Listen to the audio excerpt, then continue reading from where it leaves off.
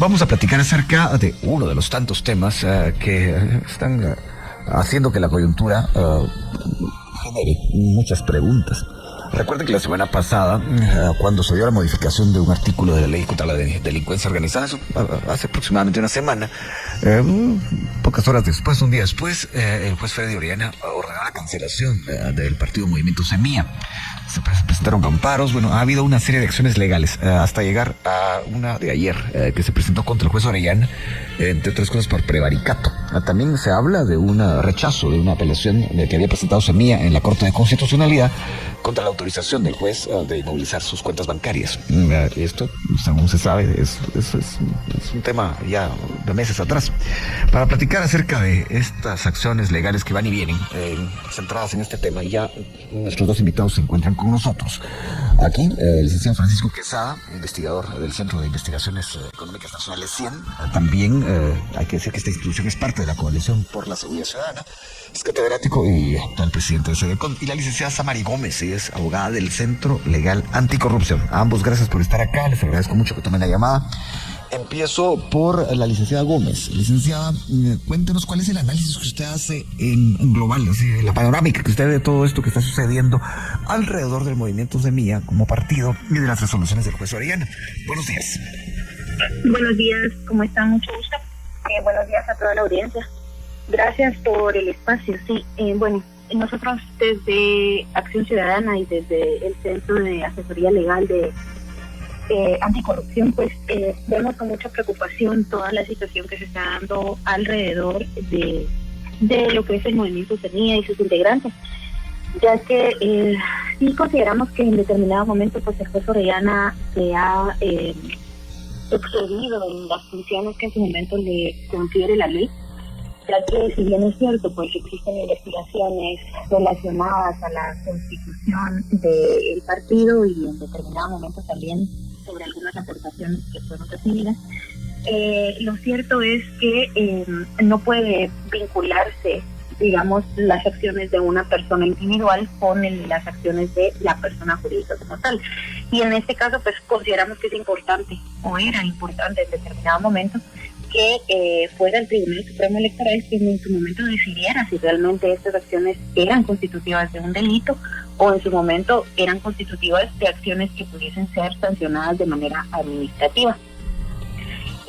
Como ha sucedido con algunos otros partidos, no, Semilla no es el primer partido que en su momento es señalado por cuestiones irregulares, llamémosle de alguna manera, dentro de su funcionamiento. Sin embargo, también es llamativo ver la forma en cómo se desarrolla todo el paso a paso para llegar a la cancelación del partido. Y pues lo llamativo realmente es cómo surge una vía legal o una ventana legal que en algún momento podría traer a Semilla a la vida nuevamente, y justamente un par de días después surge la resolución del juez Orellana que pareciera evidenciar de alguna manera que existía una urgencia de cancelar el partido.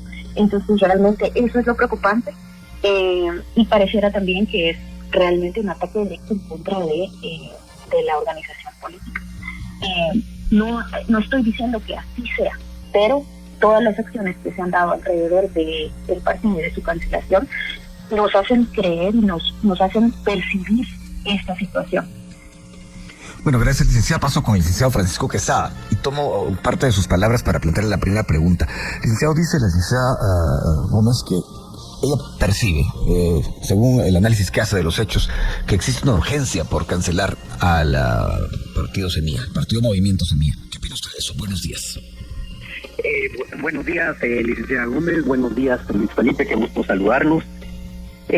Pues aquí estamos en el campo de las percepciones, y yo veo que el partido Movimiento Semilla, pues desafortunadamente en la escogencia de cómo inscribirse, pues optaron por la ilicitud. No digo que yo lo diga, sino que ellos se autodenunciaron, o sea que por supuesto la presunción de inocencia todavía está latente, aunque ya hay unas condenas. Pero creo que estamos ante un hecho irreversible. Creo que ellos van camino a la cancelación. Se va a dar la cancelación por la vía penal, o sea que hay una ilicitud, esa ilicitud hace que haya responsables, y cuando haya responsables como una pena accesoria dentro del derecho penal, hay que cancelar a aquella figura, en este caso una persona jurídica que nació ilícitamente. Y naturalmente el tema va a regresar a lo electoral, en el sentido de que en lo penal se está probando que hubo desafiliación, y la desafiliación, pues desde la materia del Tribunal Supremo Electoral, hará que el partido no pueda subsistir. Eso es por una parte. Quiero tratar de ser objetivo, pero quiero tratar de poner en otro lado de la balanza otro tema importante. Nunca me pareció que a este partido lo trataran bajo la ley de la delincuencia organizada.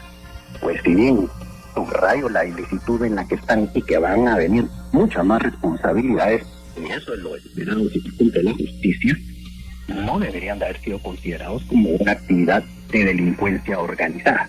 Creo que esa fue pues un tema que les dio la facilidad de tratarlo de suspender en plena época electoral.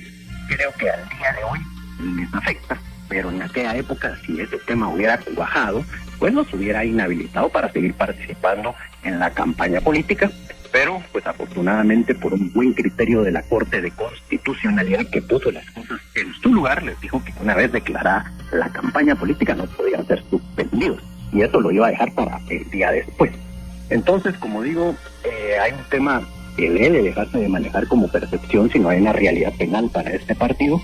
Yo creo que no puede excusarse de ninguna manera que, como todos lo hacen, ellos tienen permiso de hacerlo, porque eso sí sería apostarle a mi corrupto contra tu corrupto.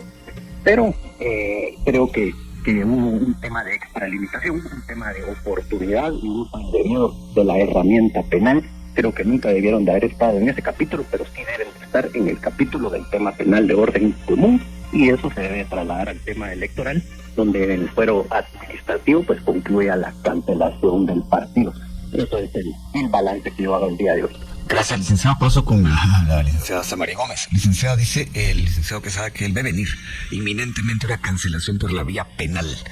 Pero ¿cómo podemos relacionar esa afirmación con el hecho de que el juez Orellana ordenara la inmediata cancelación del partido? ¿Qué opina usted al respecto? Sí, efectivamente, como él lo menciona, eso es lo que se debe venir, que esa sea la vía correcta y que todas las actuaciones que en su momento ha realizado el juez Orellana sean las adecuadas. Eso es algo que realmente debe de ser analizado.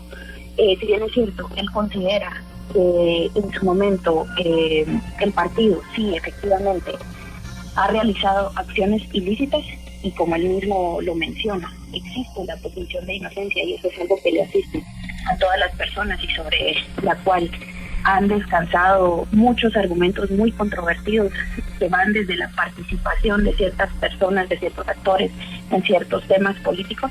Pues en este caso también es aplicable a este caso, y es algo que debe de seguir un debido proceso, que dentro de esta situación, como le mencionaba, y del análisis que nosotros hemos hecho, consideramos que no fueron las vías adecuadas y que realmente no se está aplicando la norma de una manera igualitaria en todos para todas las demás organizaciones.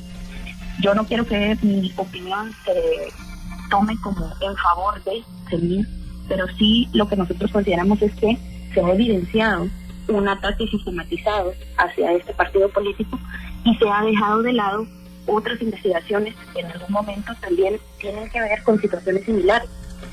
Si están en reserva, si no están en reserva, si han sido públicas o no han sido públicas, pues eso es una cuestión que nosotros desconocemos. Pero de lo que se puede percibir, porque estamos hablando de una opinión y una percepción, sí ha sido un trato diferenciado el que se ha dado entre los partidos y de las demás organizaciones políticas y la organización política Movimiento. Gracias, licenciada. Paso con el licenciado Quesada. Siempre en este contexto, licenciado, ¿usted cómo ve que hasta el momento ni siquiera los integrantes del Movimiento Semilla conozcan los argumentos por los cuales se les está acusando? Yo creo que el tema hay que verlo antes de las elecciones para tener un contexto más claro. Nunca vieron venir la posibilidad de que este partido ganara las elecciones, y por lo tanto el boicot no estaba dirigido en contra de ellos. veamos la actuación del Tribunal Supremo Electoral en el sentido de ser permisivo con varios partidos que eran vistos como los favoritos y con otros ser restrictivos y buscarlos inhabilitar. Recordémonos que la historia hubiera colocado como presidente al señor Pineda, pero él recibió pues una lección en el sentido de inhabilitarlo para no poder figurar como el futuro presidente de Guatemala en aquel entonces. Creo que contra el partido Movimiento Semilla pues no estaba puesta el microscopio o la lupa en ese momento. Si hubiera tenido mayores probabilidades, pues probablemente esas acciones hubieran sido previas y prioritarias. Pero entonces reaccionan ya en una segunda vuelta y sí, por supuesto que se articula toda una serie de acciones en contra del partido, como digo, para que no pudiera participar. No lo logran, como digo, hay un fallo muy importante de la Corte de Constitucionalidad y que a ellos los favoreció, pero la Corte sí puso las cosas en su lugar. Un tema es lo electoral y otro tema es lo penal. Entonces, este partido va a tener que asumir las consecuencias, como digo, afirmado por ellos mismos, de haber hecho unas afirmaciones alteradas y falsas, en algún día y en algún momento. Creo que el curso del tiempo ya no hay que estarlo viendo si nos gusta, si no nos gusta, que la percepción acá, si la percepción allá. Simplemente ahí donde cayó una investigación acelerada, si lo queremos ver, pero la investigación está arrojando una serie de indicios en que hay responsabilidad, por lo tanto ya hay condenas y hay testimonios de personas que fueron artífices de este tema. Creo que este es un tema inminente que se viene. Pero sí, por supuesto que los demás partidos tuvieron muchísimas falencias y probablemente muchos están constituidos de esa manera, pero no podemos esperar a inhabilitar o cancelar a los demás partidos, darles oportunidad a que todos se empaten. No podemos.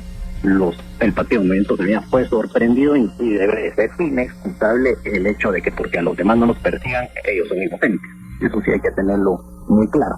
Es como que cuando detienen a alguien porque va a exceso de velocidad y le reclama a la gente de tránsito, mire, pero los que están aquí pasando van más rápido que yo. No, usted lo sorprendía, usted lo pilotía, usted identifique la velocidad que hay, por lo tanto le cae la sanción. Paso con la licenciada Gómez. El licenciado Quesada acaba de decir algo que yo apunté acá. Nunca vieron venir el triunfo del Movimiento Semilla. De lo contrario, hubieran neutralizado su participación, como ocurrió, por ejemplo, con Carlos Pineda. Ahí el licenciado Quesada, y si me equivoco, por favor, corrígeme, el licenciado se refería al Tribunal Supremo Electoral. Pero en el momento en el que pasa segunda vuelta el Movimiento Semilla, quien se ocupa del tema, quien tendría, digamos, ahí la tarea, por decirlo de alguna manera, de neutralizar a Semilla, pasa a ser el Ministerio Público.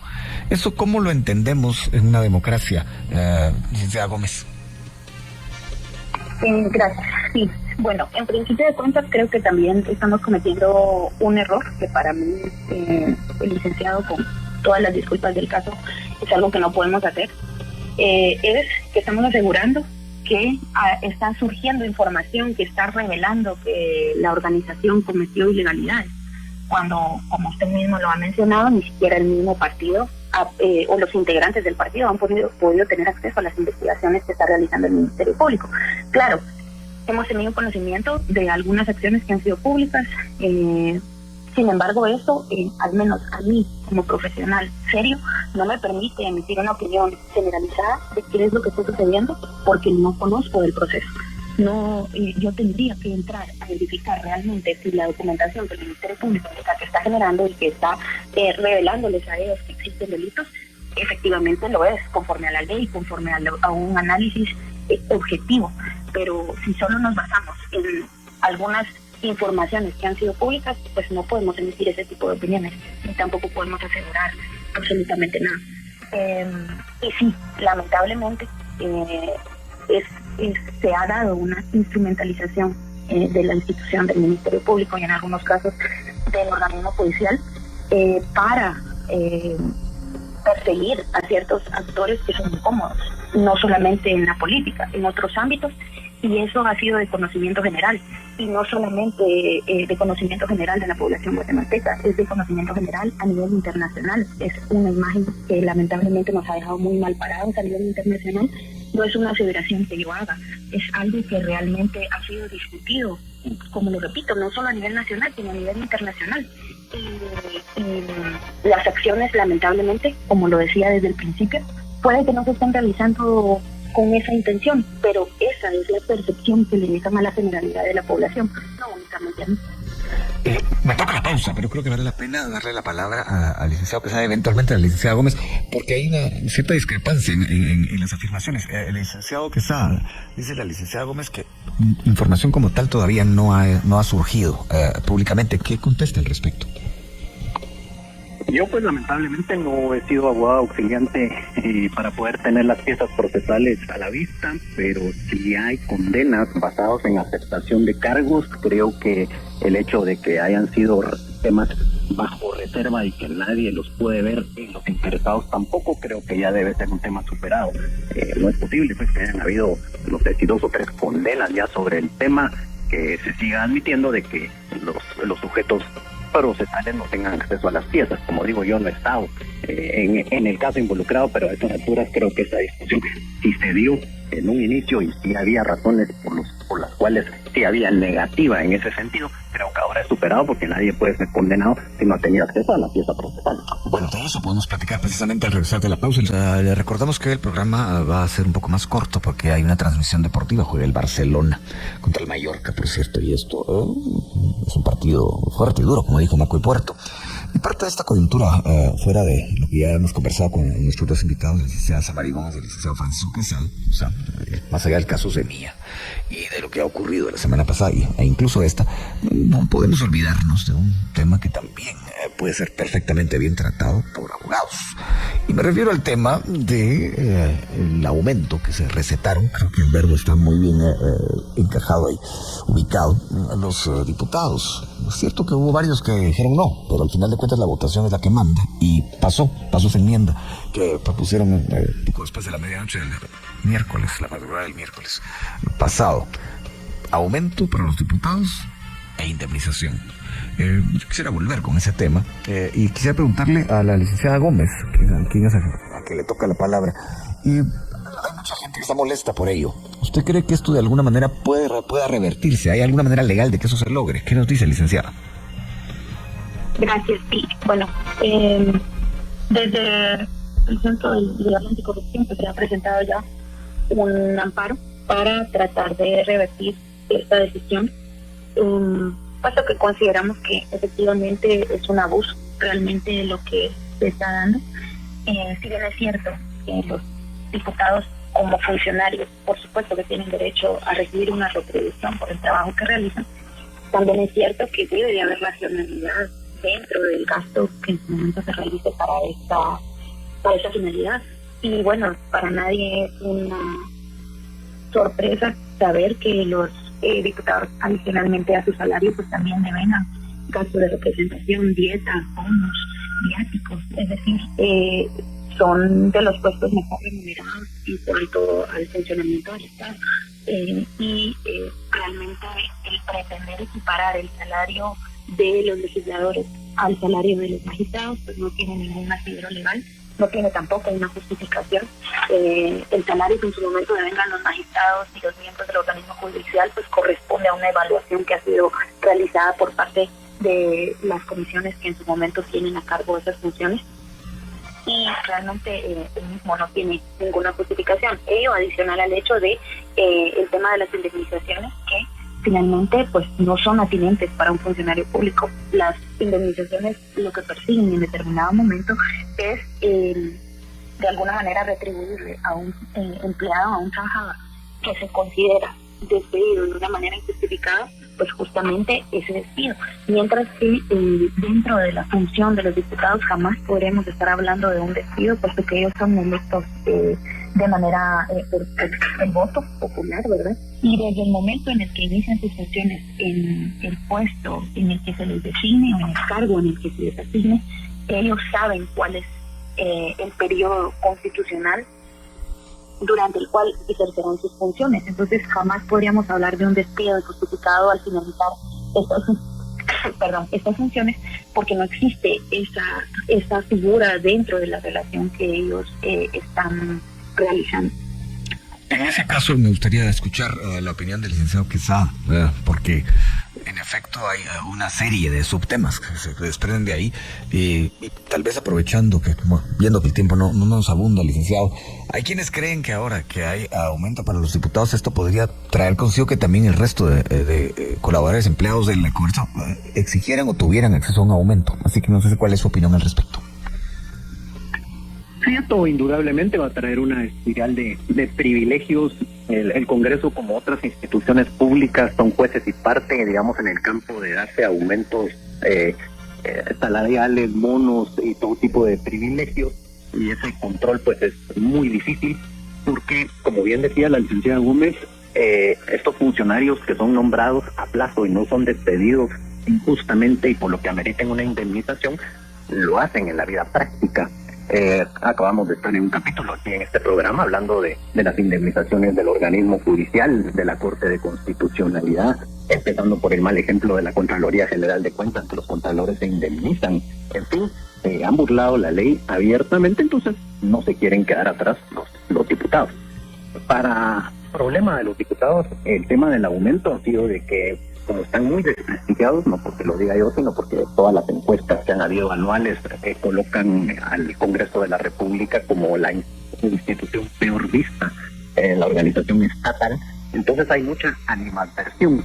Entonces siempre han tratado de aumentarse el salario, pero han recibido pues mucha oposición de la población, y esto es un tema histórico que siempre lo han tratado de hacer. Y por eso, como bien lo dijo la licenciada, buscan otro tipo de prebendas y privilegios, como están los seguros, como están otro tipo de temas para ir equiparando su salario a lo que ellos consideran el suficiente, y a extremos de que los ha llevado a aceptar inclusive prácticas ilícitas que trascienden naturalmente, como me recuerdo el gobierno demócrata cristiano, que lo admitían públicamente, que vendían plazas de maestro. Otros años donde había plazas fantasmas, donde había distribución de la remuneración para los diputados, era el tema de los vueltos, el tema de las obras.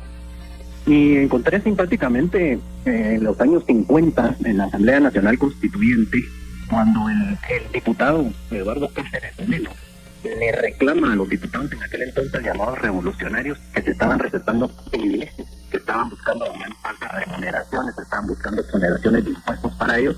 Él les dice, bueno, con esto si lo logran, se deberían de dejar de llamar dignatarios.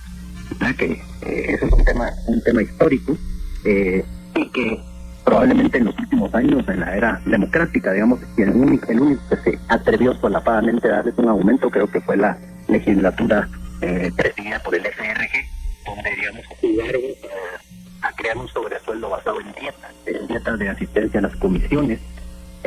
Y a través de eso pues tuvieron un aumento, digamos, franco, no un aumento solapado. Pero lamentablemente ya se ha visto que hayan un monitoreo por muchos diputados que vengan completamente las dietas por asistir a las comisiones cuando no asisten. En fin, este tema genera mucho escozor, pero es por el nivel de baja credibilidad que tiene el Congreso ante la población. Entonces cualquier movimiento en ese sentido es muy visible, y como digo, lamentablemente otras instituciones sí lo hacen y quebrantan la ley y la Constitución, pero lo siguen haciendo. En ese sentido, licenciada Gómez, ya ha habido muchas voces que han esgrimido argumentos similares a los que ustedes nos han presentado ahora, pero me llamó la atención el hecho de que los 48 cantones que fueron protagonistas a finales del año pasado de una resistencia fuera de la sede del Ministerio Público por más de 100 días, hayan tomado de alguna manera ya cartas en el asunto y están inconformes con lo que ha ocurrido en el Congreso. ¿Esto qué podría traer consigo? ¿Cómo lo ve? Bueno, yo personalmente creo que lamentablemente desde hace ya varios meses, no solamente 48 cantones, sino la población en general, han manifestado un descontento en cuanto a, de alguna manera, la falta de acciones de parte del gobierno. Creo que también es un error creer que el cambio de gobierno iba a ser la solución a todos los problemas que tiene el país. Sin embargo, creo que toda esta situación sí efectivamente puede crear una inestabilidad a nivel nacional que nos afectaría a todos. Pero realmente creo que en esta oportunidad toda la población que en su momento se ha manifestado en contra de esta situación tiene toda la razón. ¿Por qué? Porque en determinado momento se publica lo que es el aumento para las diferentes áreas laborales del país y es un aumento realmente mínimo. que está sujeto a una comisión de salarios que tiene que evaluar realmente cuál es la factibilidad del aumento de los salarios, y que todos sabemos que actualmente estamos en una situación económica en la que la canasta básica se ha elevado, que muchas de las personas de la población están pasando por situaciones económicas muy duras, y escuchar que el Congreso se receta un aumento de salario de este nivel, pues definitivamente es una situación que a nadie le cae en gracia y que hasta cierto punto pues es realmente preocupante y decepcionante, frustrante, si usted lo quiere ver así, para una persona que está viviendo el día a día con unos cuantos centavos tratando de sacar adelante a su familia. Y bien, hasta acá el video de hoy. Recuerden que ustedes tienen la última opinión que pueden dejar acá abajo en la cajita de comentarios. Dicho esto, nos vemos hasta el siguiente video. Adiós.